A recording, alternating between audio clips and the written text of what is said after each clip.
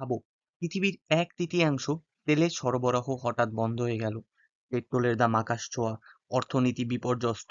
আর এই সবকিছুর পেছনে রয়েছে মাত্র 33 কিলোমিটার চওড়া একটি জলপথ, যার নাম স্ট্রেট অফ হরমুজ বা হরমুজ প্রণালী। আজ আমরা জানব এই ছোট্ট প্রণালী কিভাবে পুরো বিশ্বের অর্থনীতিকে নিয়ন্ত্রণ করে। প্রথমেই জেনে নেওয়া দরকার এই স্ট্রেট অফ হরমুজের অবস্থান এবং ভূগোল সম্পর্কে। ম্যাপের দিকে তাকালে দেখা যাবে এই স্ট্রেট অফ হরমুজের একদিকে রয়েছে পার্সিয়ান গালফ এবং অন্যদিকে রয়েছে গালফ অফ ওমান, এবং এই প্রণালীটি পারস্য উপসাগরকে আরব সাগরের সাথে যুক্ত করেছে। এবং এর একদিকে রয়েছে ইরান, অন্যদিকে রয়েছে ওমান ও সংযুক্ত আরব আমিরাত, এবং পাশেই রয়েছে ইরাক, কুয়েত, সৌদি আরবের মতো তেল সমৃদ্ধ দেশগুলো। এখন সবচেয়ে বড় প্রশ্নটি হলো, এই জায়গাটি কেন এত গুরুত্বপূর্ণ? এর কারণ কি? এর কারণ হলো জ্বালানি তেল। পরিসংখ্যান বলছে প্রতিদিন গড়ে প্রায় 2 কোটি বা 20 মিলিয়ন ব্যারেল অপরিশোধিত তেল ও পেট্রোলিয়াম পণ্য এই প্রণালী দিয়েই পার হয়। এটি বিশ্বের মোট সমুদ্রবাহিত তেল বাণিজ্যের প্রায় 25%। শুধু তেল নয়, বিশ্বের মোট তরলীকৃত প্রাকৃতিক গ্যাস বা এলএনজি এর প্রায় 20%ও এই পথ দিয়েই রপ্তানি হয়।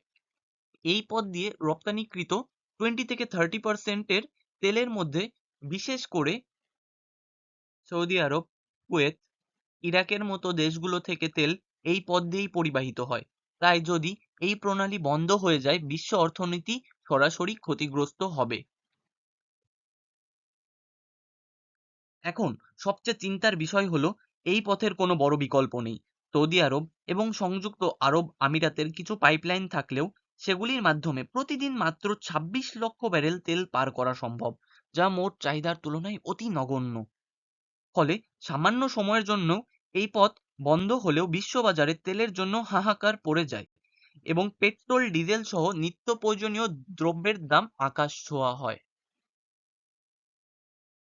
ইতিহাস ঘাঁটলে দেখা যায় এই অঞ্চলে উত্তেজনা নতুন কিছু নয়। প্রাচীনকাল থেকেই এটি ছিল বিশ্ব বাণিজ্যের গুরুত্বপূর্ণ একটি পথ।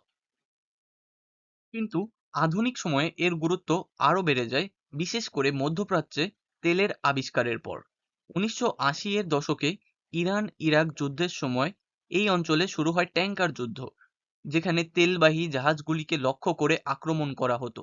আজও এই প্রণালী বিশ্ব রাজনীতির এক স্পর্শকাতর জায়গা, যেখানে সামান্যতম উত্তেজনাও বিশ্ব অর্থনীতিকে কাঁপিয়ে দিতে পারে। বর্তমানে হরমুজ প্রণালী আবারও উত্তেজনার কেন্দ্রবিন্দু, বিশেষ করে ইরান এবং পশ্চিমা দেশগুলির মধ্যে বাড়তে থাকা দ্বন্দ্বের কারণে এই অঞ্চল সবসময় ঝুঁকির মধ্যে থাকে। মাঝে মধ্যেই তেলবাহী জাহাজ আটক করা, সামরিক মহড়া এবং হুমকির ঘটনা সামনে আসে। ফলে বিশ্ববাজারে তেলের দাম হঠাৎ ওঠানামা, এবং তার প্রভাব পড়ে আমাদের দৈনন্দিন জীবনেও। পেট্রোল, ডিজেল থেকে শুরু করে নিত্য প্রয়োজনীয় জিনিসের দাম পর্যন্ত। তাই বলা যায় হরমুজ প্রণালী এখন শুধু একটি জলপথ নয়, এটি বিশ্ব রাজনীতি এবং অর্থনীতির একটি অত্যন্ত সংবেদনশীল কেন্দ্র। সাম্প্রতিক সময়ে বেশ কিছু চাঞ্চল্যকর ঘটনা ঘটেছে। ইরান কয়েকবার বিদেশি তেল ট্যাঙ্কার আটক করেছে। হরমুজ অঞ্চলে কিছু তেলবাহী জাহাজে বিস্ফোরণ এবং ড্রোন হামলার খবর এসেছে। এতে বিভিন্ন দেশ একে অপরকে দায়ী করছে।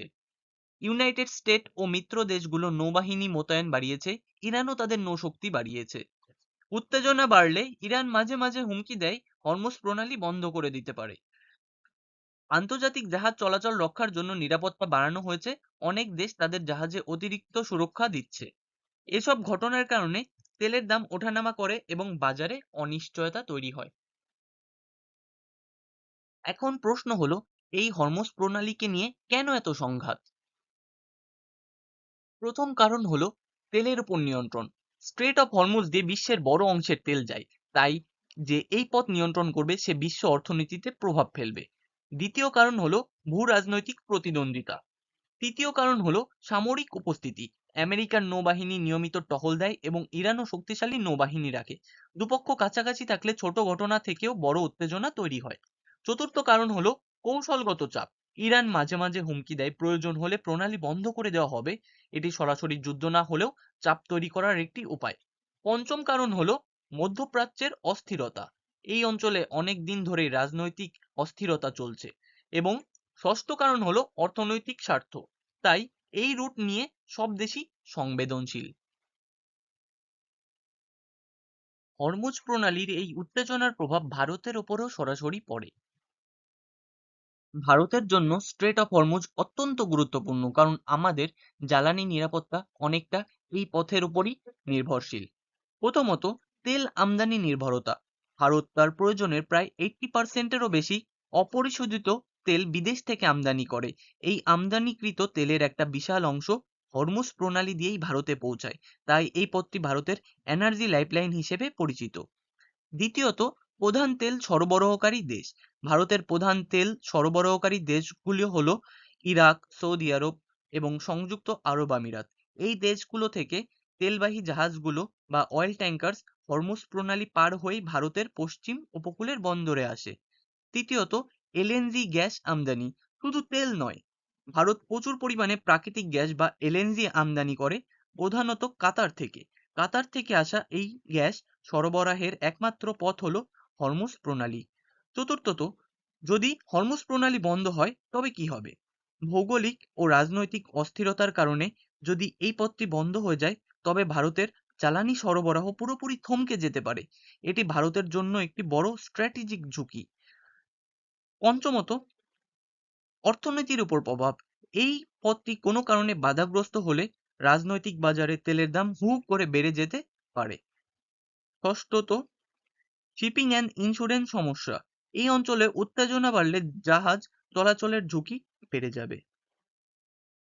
ভারত তার জ্বালানি নিরাপত্তা নিশ্চিত করতে এবং শুধুমাত্র একটি অঞ্চলের ওপর নির্ভরতা কমাতে বিভিন্ন কৌশল গ্রহণ করেছে, যেমন স্ট্র্যাটেজিক পেট্রোলিয়াম রিজার্ভ বা এসপিআর তৈরি।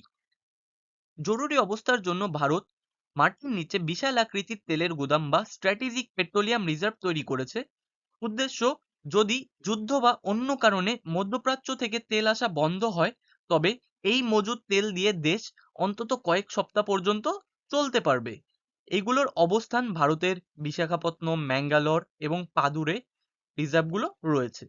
দ্বিতীয়ত, তেল আমদানি ডাইভার্সিফাই করা।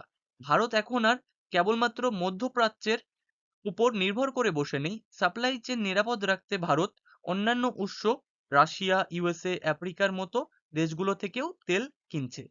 তৃতীয়ত, রিনিউয়েবল এনার্জি। তেল ও গ্যাসের উপর চিরস্থায়ী নির্ভরতা কমানোর জন্য ভারত দ্রুত গতিতে সবুজ শক্তির দিকে ঢুকছে, যেমন সৌরশক্তি, বায়ু শক্তি ইত্যাদি। শেষ পর্যন্ত প্রশ্নটা এখানে এসেই দাঁড়াচ্ছে, পৃথিবীতে দিনে দিনে জ্বালানির চাহিদা বেড়েই চলেছে, আবার অন্যদিকে রাজনৈতিক উত্তেজনাও কমছে না, বরং বাড়ছে। এমন একটি জটিল পরিস্থিতিতে বিশ্বের অর্থনীতির এই লাইফলাইন ভবিষ্যতেও কি সবার জন্য খোলা থাকবে? এর উত্তর হয়তো সময়ই আমাদের বলে দেবে।